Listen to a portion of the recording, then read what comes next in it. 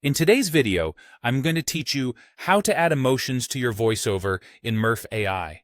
By the end, you'll know exactly how to make your narration sound happier, sadder, more intense, or more energetic, right where it matters most, without changing the rest of your script.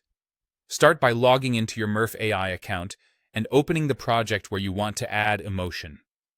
Make sure the script you want to work on is visible in the editor, and that your timeline or scene is easy to navigate. You'll be applying emotion to specific words, sentences, or sections, so having your content organized will help you move smoothly. Next, highlight the text you want to enhance. If you're aiming for nuance, select shorter phrases or single sentences so you can tailor each moment precisely.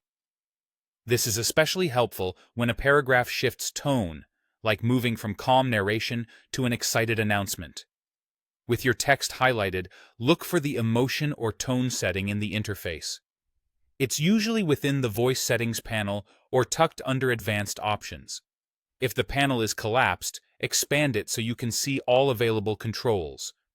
Different voices may present slightly different options, but you're looking for the area where expressive styles are listed. Now choose the emotion you want to apply.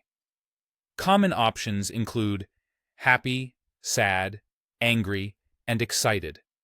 Match the choice to your message and audience.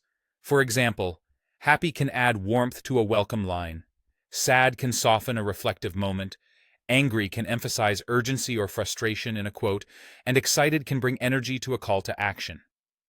Adjust the intensity to fit your tone. A subtle setting adds color without overwhelming the narrative, while a stronger setting can deliver dramatic contrast when the moment calls for it. If your script includes multiple emotional shifts, consider using lighter intensities across most of the text and reserving higher intensities for key lines you want to stand out. Preview the audio right after making changes. Listen for natural pacing and clarity, and pay attention to whether the emotion supports the meaning of the words. If it feels overdone or too faint, nudge the intensity or try a neighboring emotion for a better fit. Repeat the process for any other lines that need expression, highlighting and applying tone as you go. When you're satisfied with how everything sounds, save your project to lock in the changes and export your audio in your preferred format. That's it. Your voiceover now carries the right emotional impact, exactly where your story needs it.